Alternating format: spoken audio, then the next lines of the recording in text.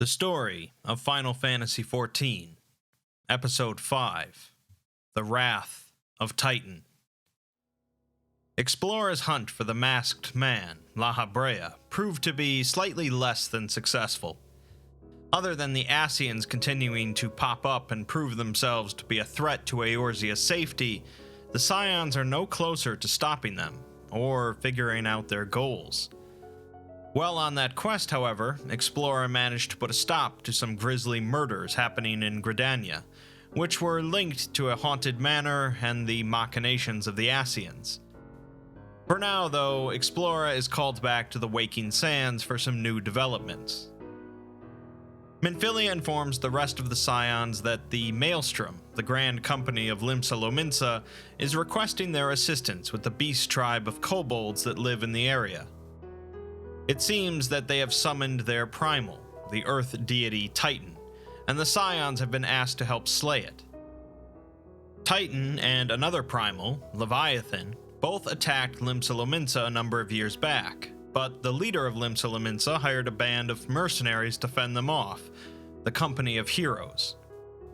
They disbanded during the calamity, however, and don't have records of how they won the fight, so Explora and Y'shtola are tasked with seeking out the group and gathering information on their battle with Titan. Explorer first heads to speak with the commander of the Maelstrom Grand Company for a sitrep. The commander informs her that the kobolds of Ogomero began moving south a little over a moon ago in aggressive search of crystals. The leader of the city-state, Admiral Merlib, arrives to elaborate. This is hardly the first time that they've been plagued with the threat of a primal, but without the Company of Heroes, they'll need to look to the Scions for support. Y'shtola chimes in to note that Limsa Lominsa and the Beast Tribes had signed a pact in which each group would keep to their own territories, and it was actually the Lominsans that first broke this pact.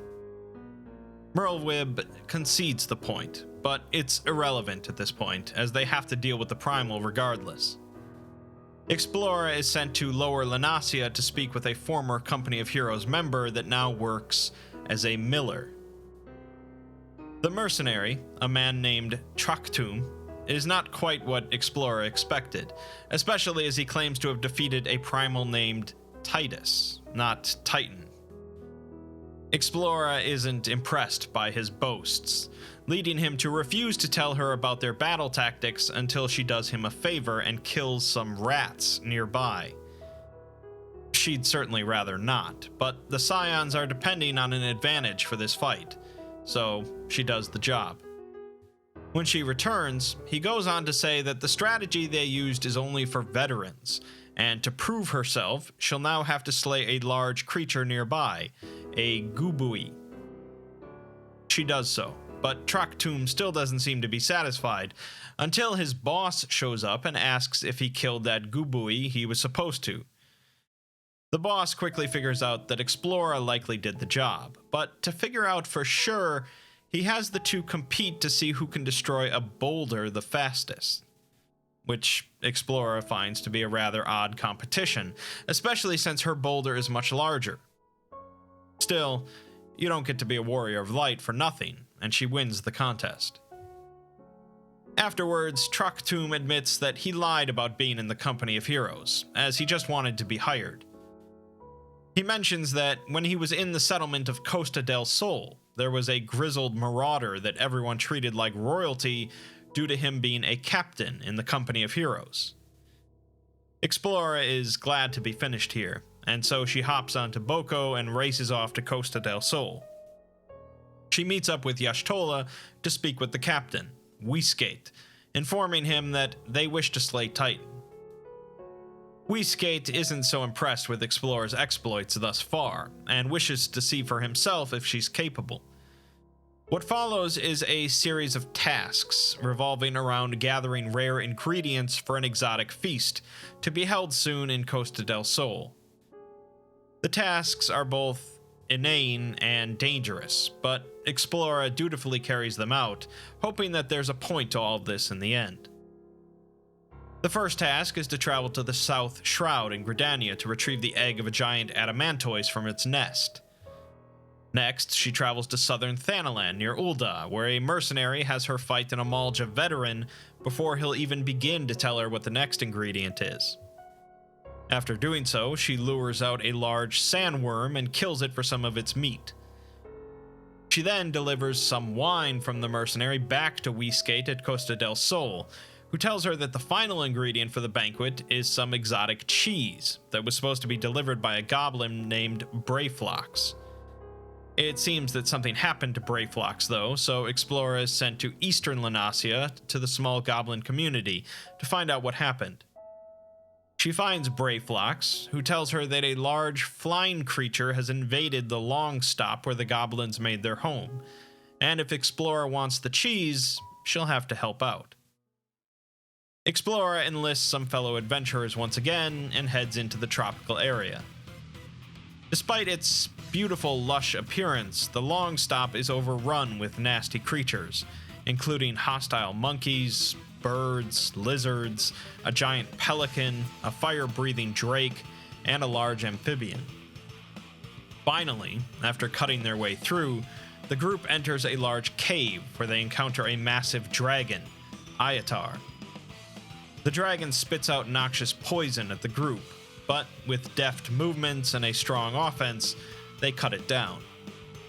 Afterwards, Brayflox hands her the extremely foul-smelling goblin cheese, which she hastily delivers to Whiskate.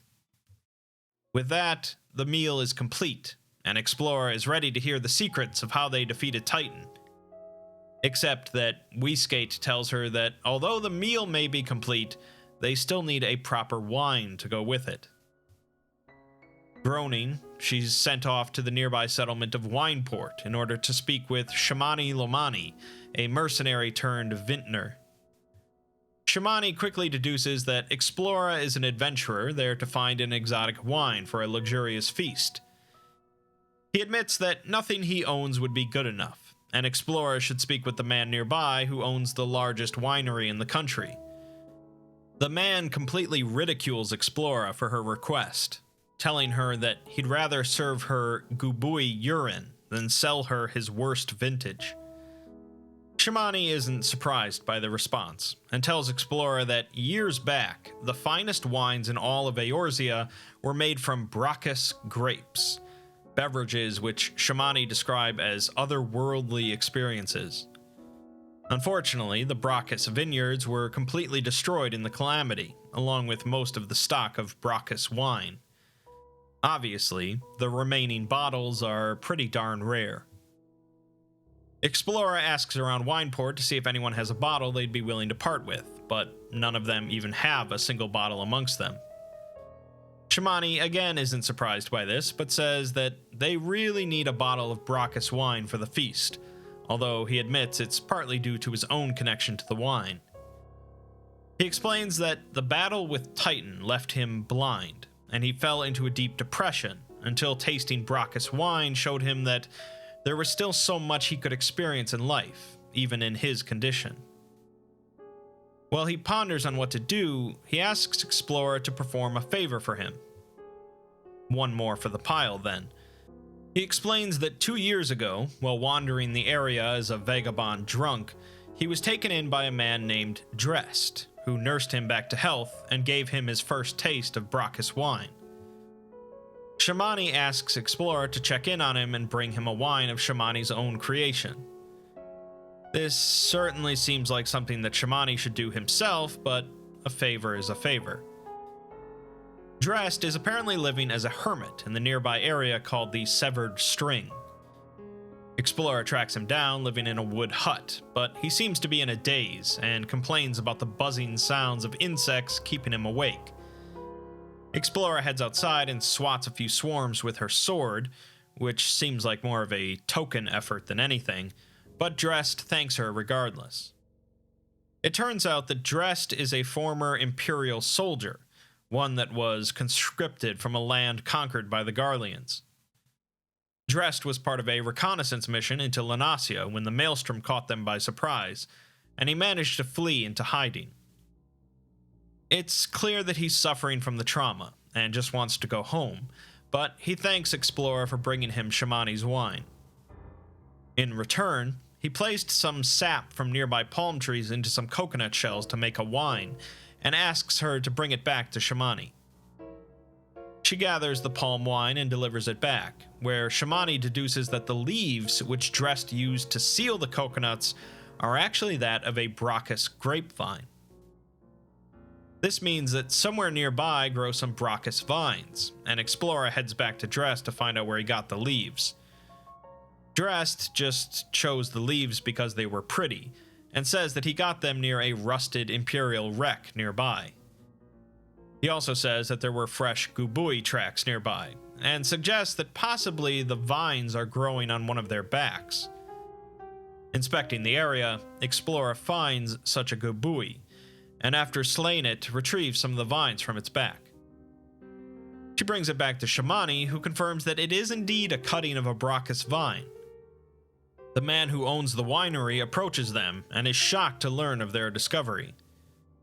In a surprising turn of events, Shamani hands over the vine and tells the man that he's in the best position to reconstruct the legendary Brachus vineyards.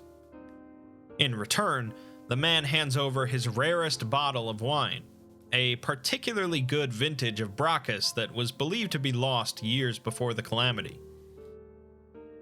Explorer has bigger concerns than the state of Eorzea's wine industry, but she takes the bottle back to Whiskate to complete the job. Even he is shocked to find such a rare wine, and congratulates her on a job well done. She then speaks with Y'shtola, who is shocked and frustrated that not only did Explorer have to go through so much effort for a banquet held in her own honor, she had to do it while Titan threatens the entire region. It's then revealed that the entire series of tasks was in fact a test to determine if Explorer was worthy of facing Titan. The mercenaries didn't want to send someone in that would only be needlessly slaughtered. Y'shtola isn't quite so impressed, sarcastically referring to it as time well spent, a sentiment that Explorer surely agrees with. The 5 mercenaries she worked with all agree that she is ready to face the Lord of Craigs. Before that, though, Explorer enjoys the feast she worked hard to bring together. She speaks with the mercenaries one more time, who wish her good fortune in the battle, and she speaks with Y'shtola, who says that this banquet was as much for the mercenaries as it was for her, despite what they may claim.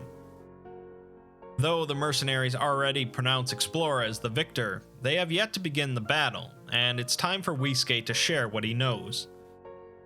Whiskate tells Explorer to head to Upper Lenasia to speak with a man named Riel, who will show her how to find Titan. After performing a series of signals to alert him that she's with the mercenaries, she meets with the man, who explains that the kobolds are continuously digging new tunnels throughout the mountains. To try and navigate the tunnels into their inner sanctum would almost certainly result in death, as they often leave behind traps in tunnels they don't use anymore. The mercenaries figured that their mines are laid out like a city, and they likely utilize aetherites to navigate the mines, much like Eorzeans use them in their cities. Normally, this wouldn't help the mercenaries much, as they would need to attune to the crystals inside the mine before using them. But Riel says that they had a Sharlayan scholar assist them, managing to teleport them straight to the inner sanctum. Y'shtola, a Sharlayan scholar herself, figures that it is possible for her to replicate the feat, and they head over to a nearby aetherite to try. Y'shtola will have to maintain a connection with it in order for this to work, sending in Explorer and some fellow adventurers without her. Explorer's group arrives in the inner sanctum, finding a large group of kobolds.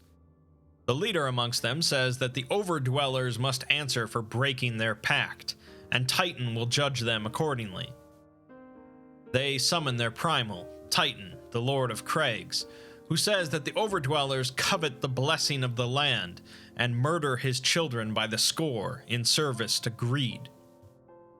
Titan is aware that Explorer defeated Ifrit, but he is not coward, and he attacks the group.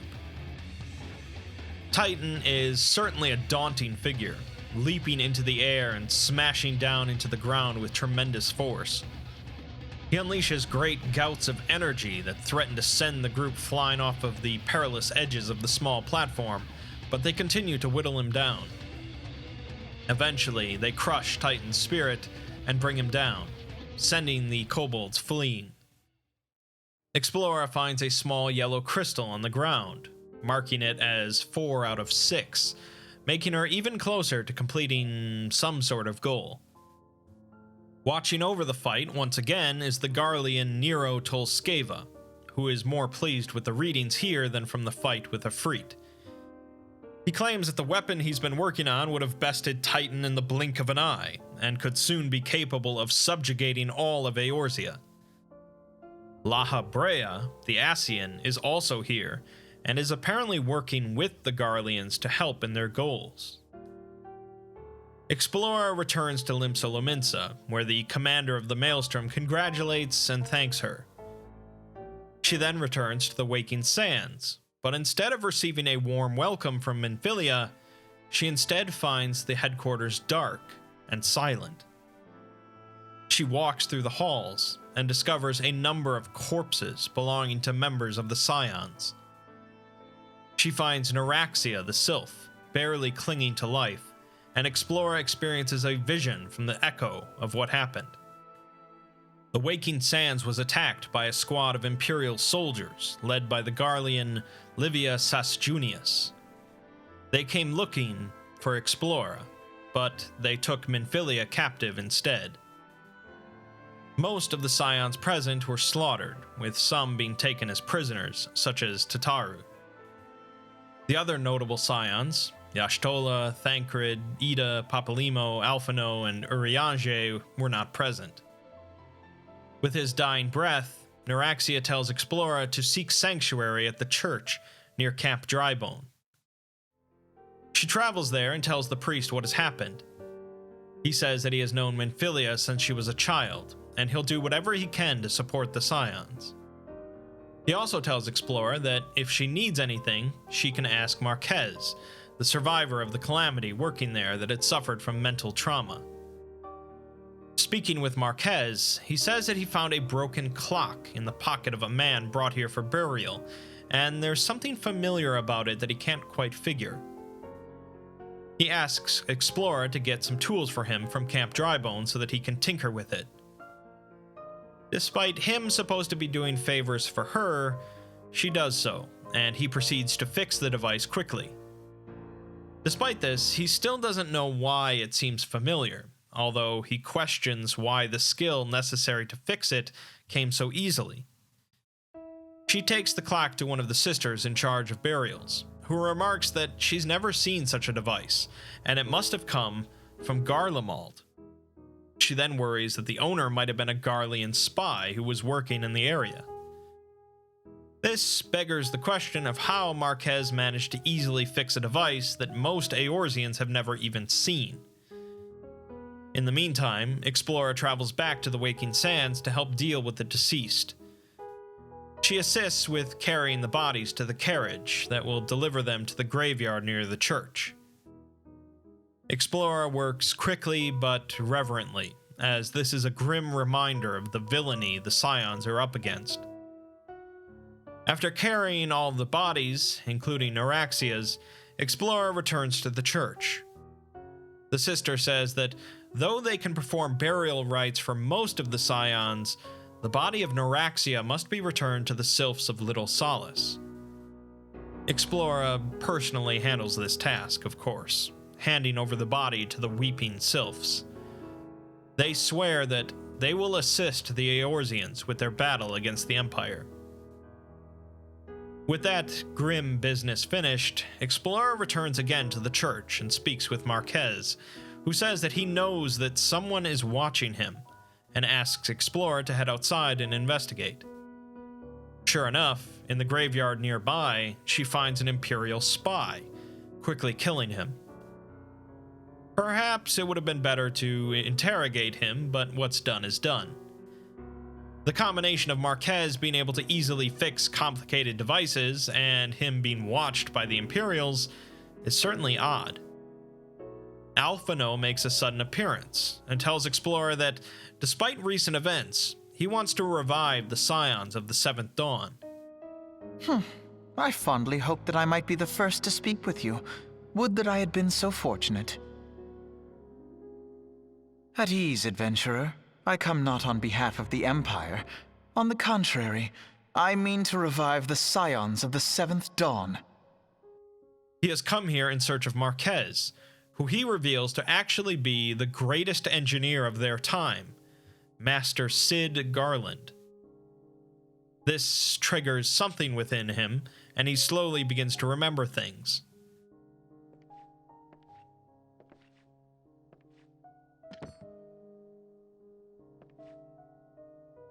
Cid, was it? Here. These belong to you.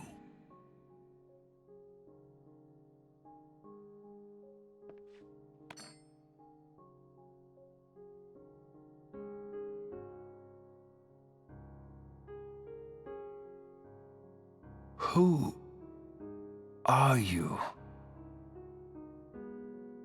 Alphino Leveilleur, at your service. Alphino says that the Scion's goal is to help rid Eorzea of the threat from the Primals, and even though the organization has practically been wiped out, they cannot forsake this duty. The bird-like Ixal have summoned their primal, Garuda, who is now tormenting the people of Kurthos to the north.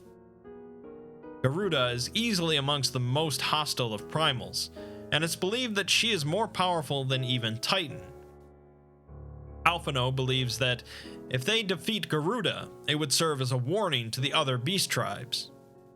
Unfortunately, Garuda is protected by a tremendous tempest of wind, and they'll need an airship to get in. Specifically, Cid's airship. Cid doesn't really remember having an airship, but Alphino says that it was last seen flying over Gridania, so they need to find it. Cid joins up with Alphino and Explora to assist in their goal. Come, let us put an end to the Primals. Together, we will show the world that the Scions are still a force to be reckoned with. Before departing, the priest mentions that there is a tale related to an airship called the Final Flight of the Enterprise, which states that the airship, the Enterprise, flew northwest from Gridania towards the icy region of Kurthos.